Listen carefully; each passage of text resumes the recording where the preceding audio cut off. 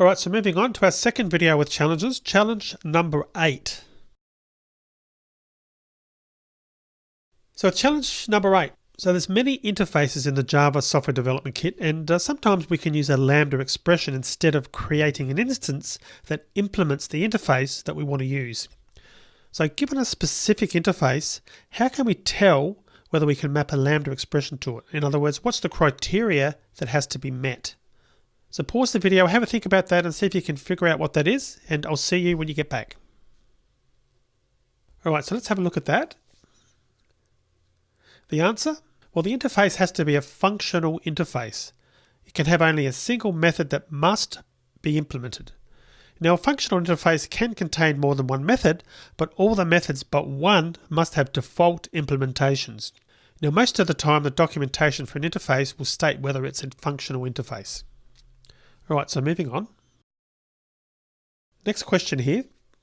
With what we've just said in mind, can we then use a Lambda expression to represent an instance of the java.util.concurrent.callable interface? And as a hint here, you'll have to check the documentation. And as a Java developer, you have to be really comfortable with looking up and reading documentation.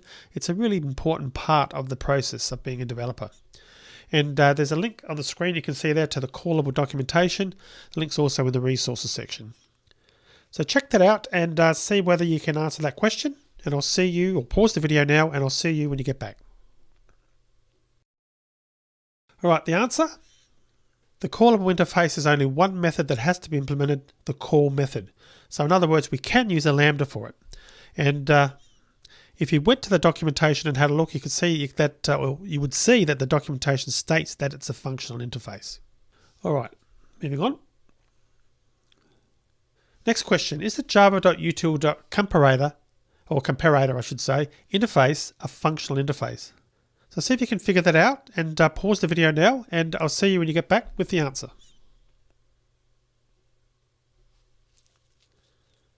The answer to that is yes, it is. So despite containing over 10 methods, only one method has to be implemented, and that's the compare method. Because of that, it's a functional interface. And there's a link on the screen to the documentation, which you may have already found anyway and done a bit of research on. The link's also in the resources section. Alright, so that's challenge 8 completed. Let's move on now to the next one, challenge 9, and we're going to get back into a bit of coding. Alrighty, challenge 9. So let's suppose we've got the following list of the top 5 male and female names for 2015. So with that list, you need to write some code to print the items in the list in sorted order, and with the first letter in each name uppercased. So the name Harry in lowercase should be printed as Harry with a capital H, and should be printed after Emily and before Isla. Now you want to use Lambda expressions, obviously, wherever possible, because this is a Lambda challenge. So go ahead and try that, and pause the video now, and I'll see you when you get back with the answer. But just before I do that, the list that you can see on screen there is available as a resource in this video, so you can just copy and paste that directly in to save you a bit of typing. Okay, let's have a look at the answer for that. So I'm just going to start by pasting in the list of baby names.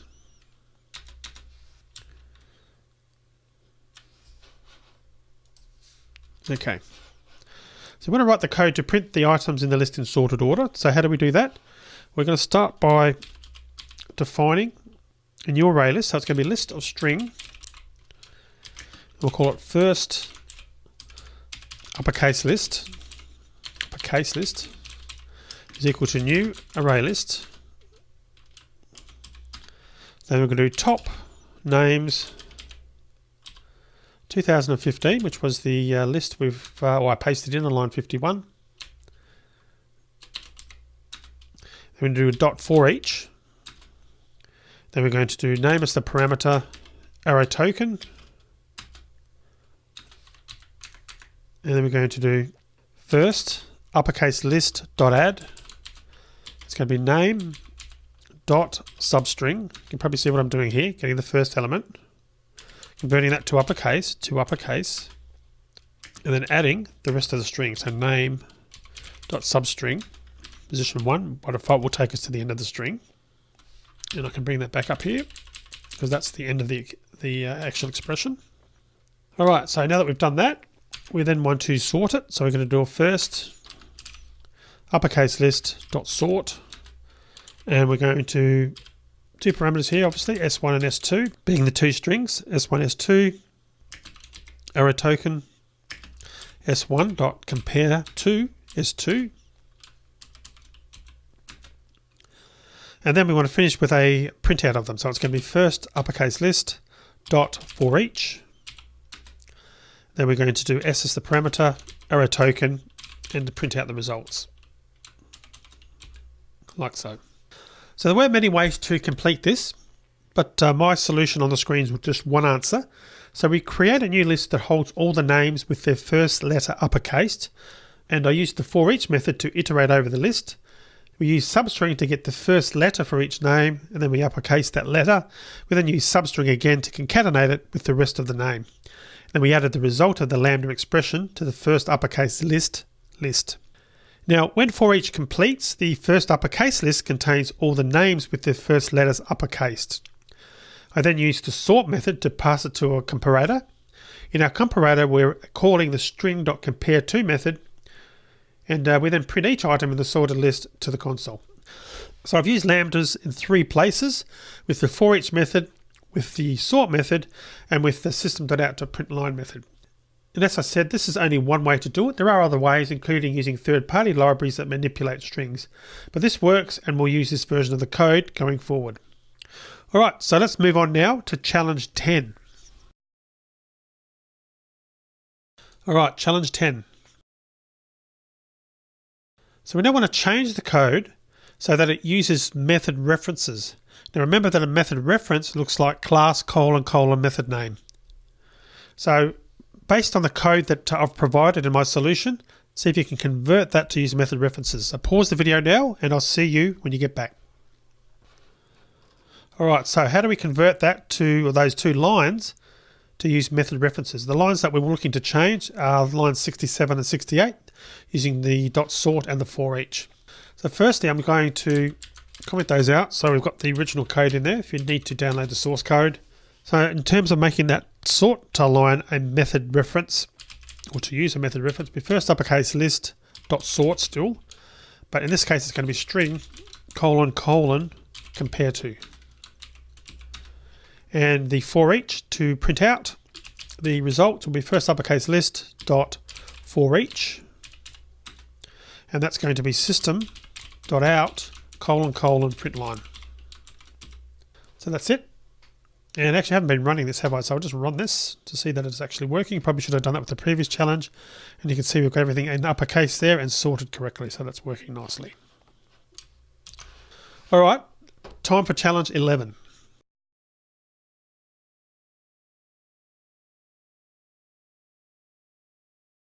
All right, so now we want to do the same thing, uppercasing the first letter and sorting and printing the list using a stream and a chain of stream operations. So pause the video now and go away and do that, and I'll see you when you get back.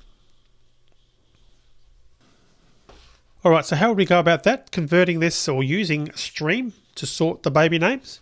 What I'm going to do is I'm just going to comment that out, and I'm going to come down here and I'm going to type it in. And actually what we can do is we'll comment those out as well, because the stream is going to handle the sorting and stuff as well. So we're going to do top names 2015.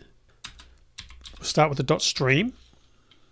Then we want to do a .map name arrow token name .substring. It's going to be 0, 1, 2 uppercase again, plus name.substring 1, converting it to uppercase like we did before. Then we're going to use .sorted, and using a method reference string : compare to, and finally to print it out using a for each system.out : println. So a couple of things to note here. First, we didn't have to create a new list to hold the names with uppercase first letters. The map method returns a stream containing all the transformed names. Now, secondly, this code is a little more concise than the previous versions and just as easy to read in this case. So we went from Java code that used Lambda expressions to more concise code that used method references to streams. And when you're first learning how to code using lambdas and streams, this is a good way to do it. We start by writing the more verbose version that doesn't use lambdas but uses anonymous classes. You can then replace the anonymous class with lambdas or use method references where applicable, or when applicable.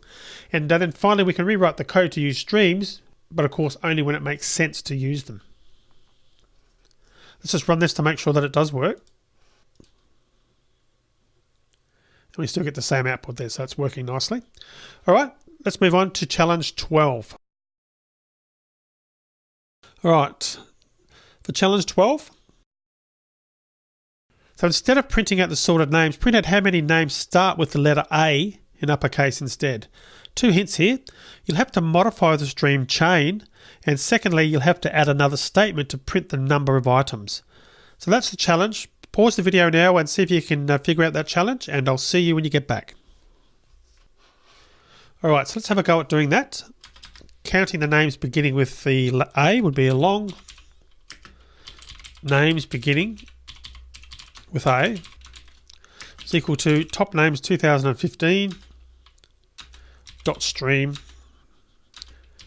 dot map, and we're going to do name, pretty similar to what we did before, name.substring 0,1, because we're converting to uppercase first, because we need to do that so we can do a test shortly of the first letters, plus name.substring 1. And then we're going to do a dot filter, name, and it'll be name dot starts with A, uppercase A. We're going to finish up with a dot count. And then we can print out a message. Number of names beginning with A is plus names beginning with A. Let's just run that and then we'll just talk about the code solution. You can see we've got names beginning with A is 2, and we've got Amelia and Ava there, so that's correct. So here we use the filter method to remove all items from the stream that don't begin with A. And then we use the count method to get the number of items in the resulting stream, which again, as I just pointed out, was 2. All right, we've got 2 challenges to go. Let's now look at challenge number 13. All right, so challenge number 13. So let's go back to the previous version of the code when we're printing out the sorted names. Let's suppose that we want to debug what's going on when the chain's executed. Instead of printing out the names at the end of the chain, maybe we're not sure the code that uppercases the first letter is working correctly. So let's use peek to print out the names after the map method's executed. So what will the following code on the next screen print to the console? So there's the code on the screen. So what will be the result of that code when we execute it? So in other words, what's going to be printed out on the console? So pause the video now and see if you can figure out the answer, and I'll see you when you get back. So the answer, bit of a trick question, I'm afraid. The answer is nothing. The chain doesn't contain a terminal operation, so nothing's printed out. Remember that stream chains are evaluated lazily. So in other words, nothing happens until a terminal operation is added to the chain. At that point, the entire chain is then executed. All right, so let's now move on to the last challenge, challenge number 14. Alrighty, challenge 14, last one. So your challenge is to add a terminal operation to this chain, the code that I just showed you, so that the peek call will execute. And you can grab that code in the resources section of this video to save you having to type it in. And if you need to, check the documentation for the stream at the link here on the screen. And again, the link is in the resources section of the video. Now, since the peek caller has printed every item, try to do something else with the terminal operation. In other words, don't just print out the items again. So see if you can attempt that. Pause the video now, and I'll see you when you get back. All right, so let's start off with the code that we know doesn't do anything at this stage. I'm just going to print that out, or paste it in, I should say. That's our basic code. And if we run that, we should find it doesn't do anything. We've only got the code, the output from line 84. And again, we haven't added a terminal operation, so that's why it's not actually working. So let's add a terminal operation. So I'm just going to add one, and we'll just use .count. So now that even though we're throwing away the result, you should find that the peek call runs and prints out the names at this stage which aren't sorted. So we don't actually have to use the result of a terminal operation. So let's just run this to confirm that it does work. And you can see we're now getting output again. And again, it's printing out the names at the stage which they aren't sorted yet, in case you're wondering. Because of course the stream for sorting it is after the peak. Another possible result would be changing count. We could use .collect collectors to list. And run that again.